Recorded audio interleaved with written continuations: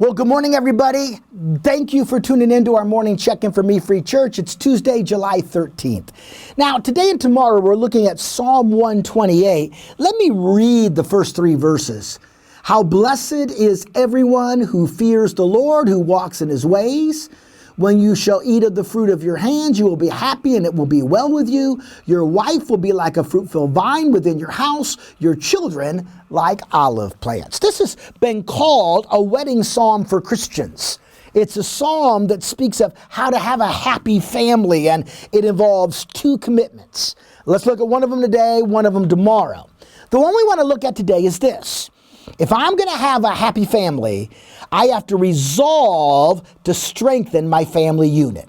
I've got to resolve to strengthen it, and that involves a right commitment. And it says, blessed is everyone who fears the Lord and walks in his way. Now, fearing the Lord speaks of your attitude. That means you take God seriously. Walking in his way speaks of your actions. Both are necessary. My attitude must be proper when it comes to my view of God. So must my actions. And that really is the foundational element to strengthening my family unit. I must have a godly attitude. I must have godly actions. In other words, blessings in my family come when we make Christ the center of our family. Now, he then goes on and talks about how we are to consider the rest of our family. He's going to speak to a husband and say, here's what your wife is like, here's what your children are like. And he says in verse number 3, your wife shall be like a fruitful vine. He's going to call children olive plants. Now, by the way, grapevines and olive plants in the Bible time were symbols of prosperity. So men, here's what he's saying. If you've got a godly wife and you've got children, you are a very rich man. Your wife is like a fruitful vine. If you look at that fruitful grapevine, there are no thorns on it. No thorns at all.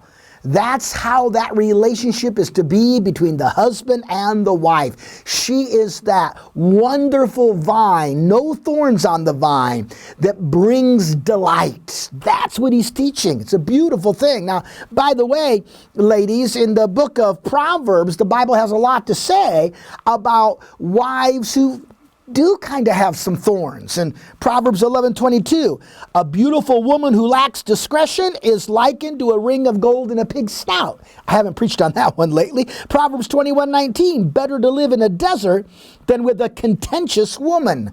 Proverbs 27:15, a contentious woman is likened to a constant dripping on a day of steady rain. What's he saying? The relationship is to be a fruitful vine. No thorns.